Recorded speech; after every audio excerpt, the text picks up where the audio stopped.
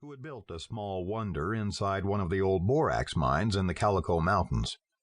It was almost impossible to spot the place from outside. A garage and small plane hangar had been built into the side of a cliff. Most of the rooms were fashioned from old borax tunnels, and the whole thing blended into the surrounding country so well that from the outside you could stumble over a ventilating shaft and never know what it was.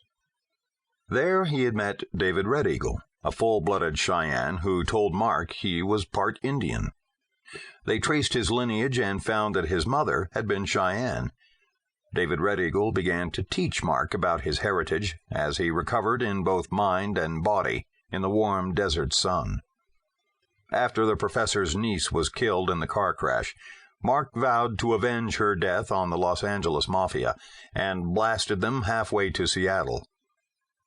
Slowly, the three men, Professor Haskins, David Red Eagle, and Mark, decided they should form a triumvirate against crime, with Mark as the action man, David Red Eagle providing training for Mark, as well as Indian lore and techniques, and the professor as the intelligence gatherer.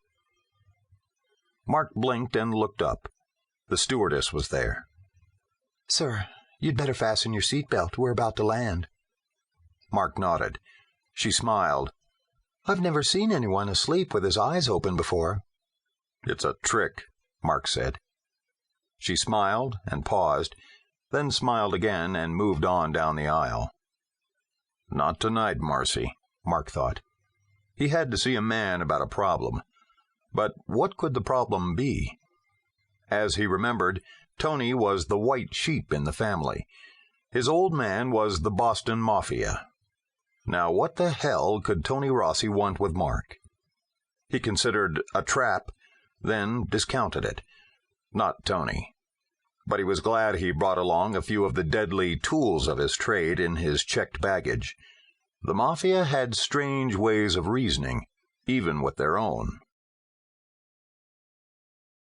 Chapter 1. Narc 1 Going Down. Carson Beach lay silent, ominous in the darkness all around them. Fragmented clouds rushed across the sky to engulf the full moon.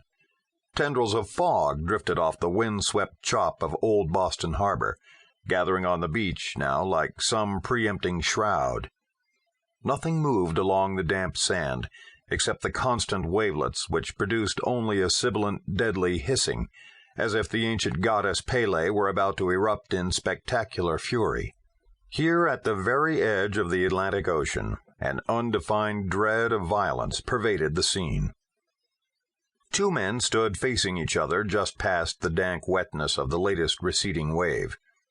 Fear set off alarms clanging in the smaller man's mind. He stabbed a glance sideways. There was no chance, no place to run. Neither man spoke.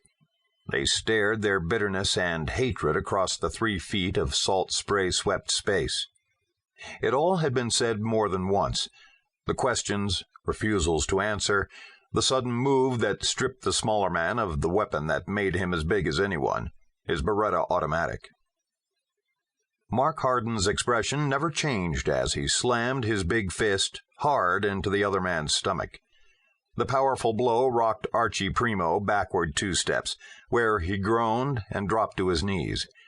He vomited, then rolled sideways in the sand, drawing up his legs to relieve the knifing pain in his gut. He didn't notice the inch of salt water and foam that surged up the beach and washed past him.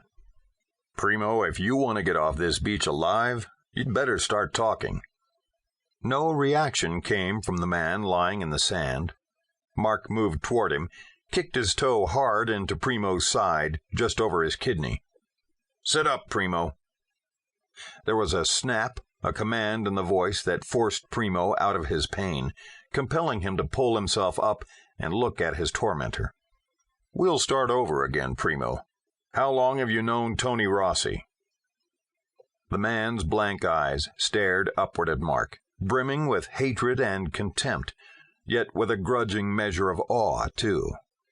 Primo understood violence and what it could do, respected it, used it, but it worked against him now. He remained silent. "Stand up."